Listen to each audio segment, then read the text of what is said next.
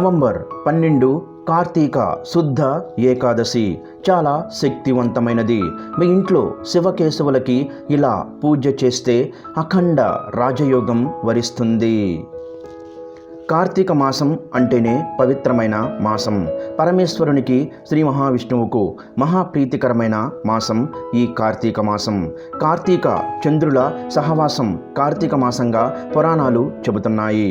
శివకేశవులకు అభేదమైన మాసం ఈ కార్తీక మాసం.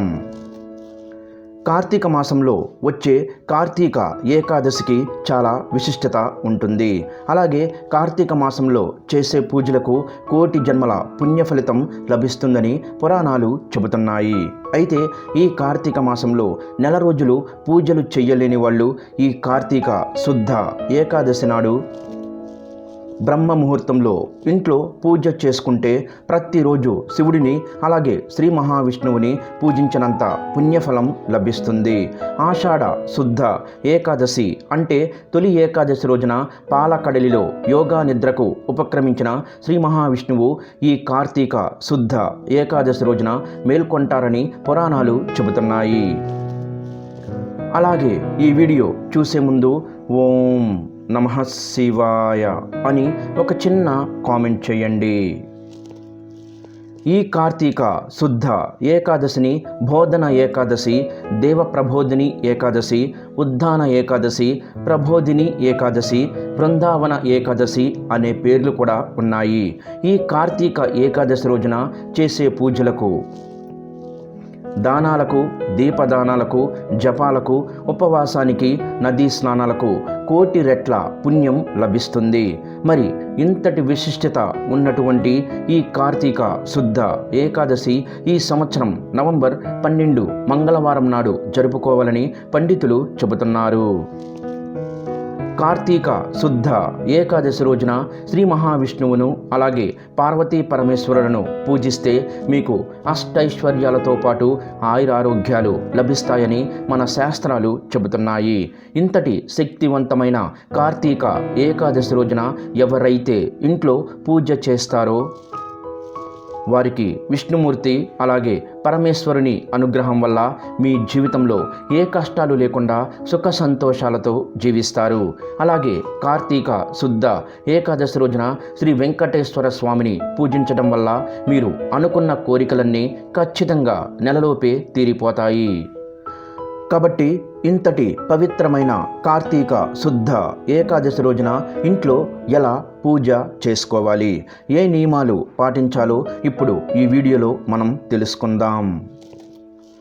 ఈ సంవత్సరం కార్తీక ఏకాదశి మంగళవారం నాడు వచ్చింది. మంగళవారం వచ్చే ఏకాదశికి చాలా శక్తి ఉంటుంది.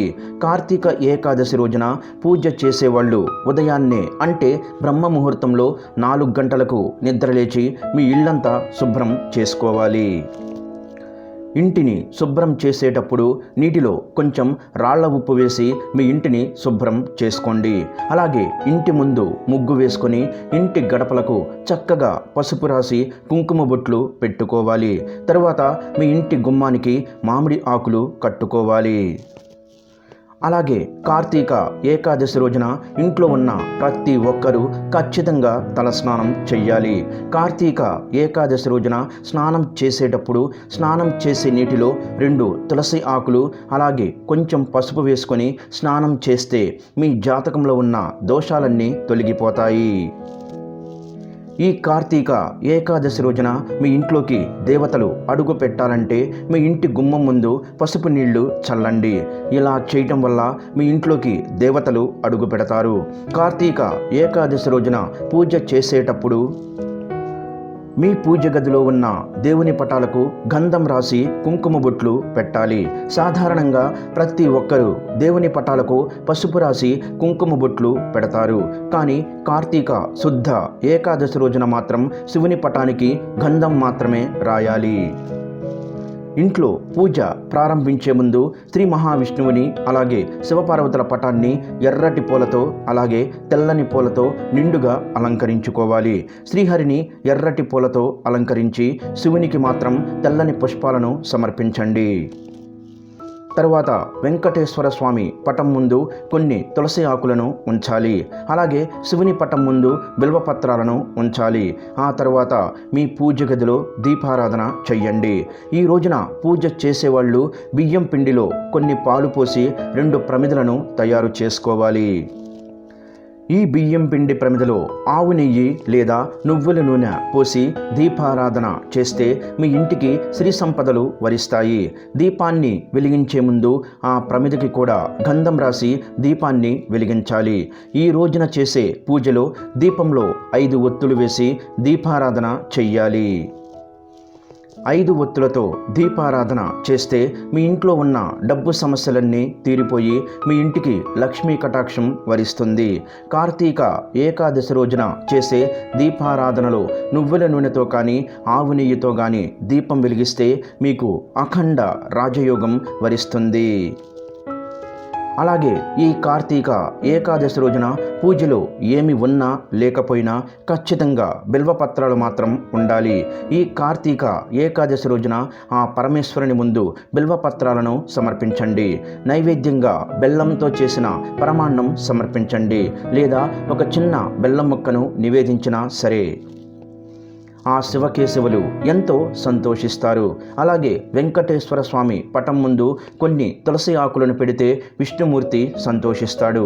కార్తీక ఏకాదశి రోజున ఇంట్లో ఉన్న ఆడపిల్లలందరూ తమ కాళ్లకు ఖచ్చితంగా పసుపు రాసుకోవాలి.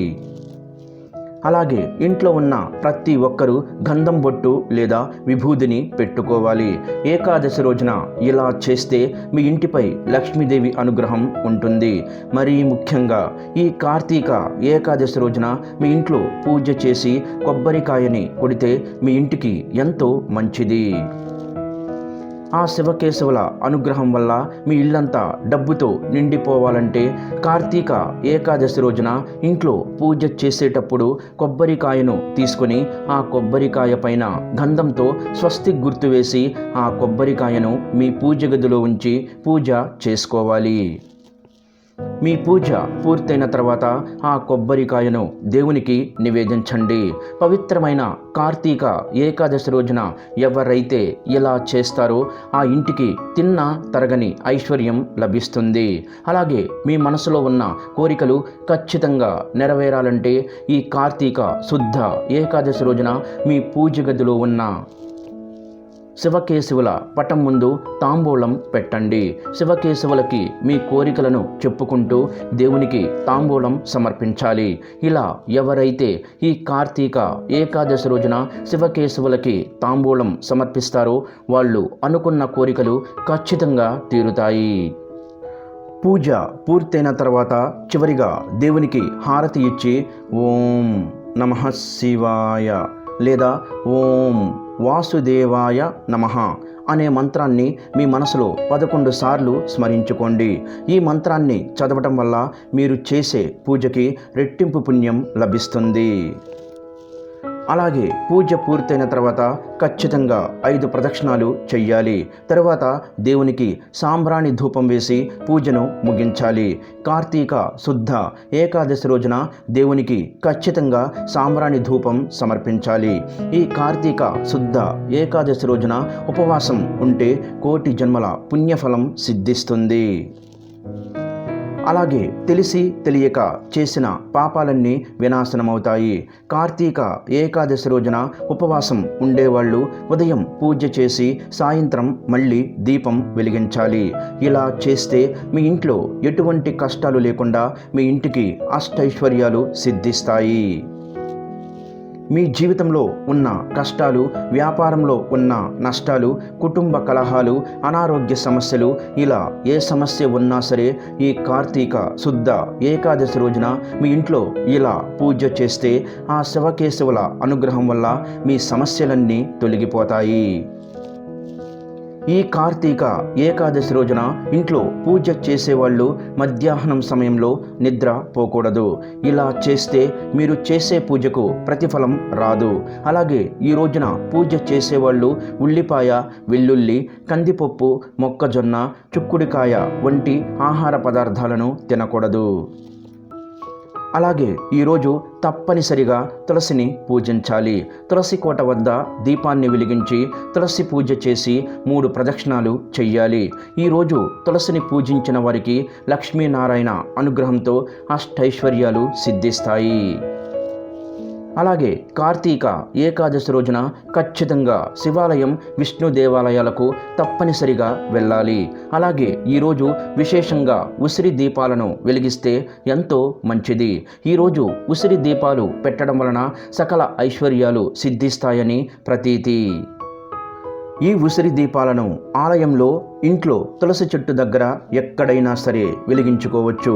కార్తీక ఏకాదశి రోజు శివకేశవుల ముందు దీపాన్ని వెలిగించి పూజించిన వారికి జన్మజన్మల పాపాలు తొలగిపోతాయి. అలాగే కోటి జన్మల పుణ్యఫలం సిద్ధిస్తుంది. అలాగే కార్తీక ఏకాదశి రోజున పూజ చేసిన వారికి 1000 అశ్వమేధ యాగాలు, 100 రాజసూయ యాగాలు చేసిన పుణ్యం లభిస్తుందని పండితులు చెబుతున్నారు. అలాగే ఈరోజు మీరు చేసే ఏ చిన్న దానమైనా సరే కోటి రెట్ల పుణ్యఫలాన్ని పొందుతారని శాస్త్రాలు చెబుతున్నాయి. ఈరోజు ఉపవాసం ఉన్నవారికి ధాన్యం, సంపదలు, ఉన్నత స్థానంతో పాటుగా పాప పరిహారం జరుగుతుంది. ఈరోజు అన్నదానం చేస్తే సూర్యగ్రహ సమయంలో పవిత్ర గంగానది తీరాన 1,00,00,000 మందికి అన్నదానం చేసిన ఫలితం లభిస్తుంది.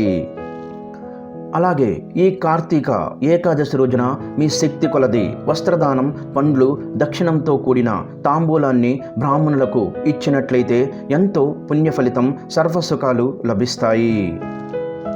కాబట్టి ఇంతటి శక్తివంతమైన ఈ కార్తీక శుద్ధ ఏకాదశి రోజున మీరు శివకేశవులను పూజించినట్లయితే అష్టైశ్వర్యాలతో పాటు మీకు సుఖ సంతోషాలు, ఆయురారోగ్యాలు సిద్ధిస్తాయి. ఈ వీడియో గనక మీకు నచ్చినట్లయితే ప్లీజ్ లైక్ చేసి మీ ఫ్రెండ్స్కి షేర్ చేయండి. అలాగే మా కొత్త వీడియోస్ మీకు వెంటనే చేరాలంటే మా ఛానల్ని సబ్స్క్రైబ్ చేసుకొని పక్కనే ఉన్నటువంటి బెల్ ఐకాన్ని ప్రెస్ చేయండి. ధన్యవాదములు. ఈ వీడియోని లైక్ చేసి తర్వాత వీడియోని చూడండి.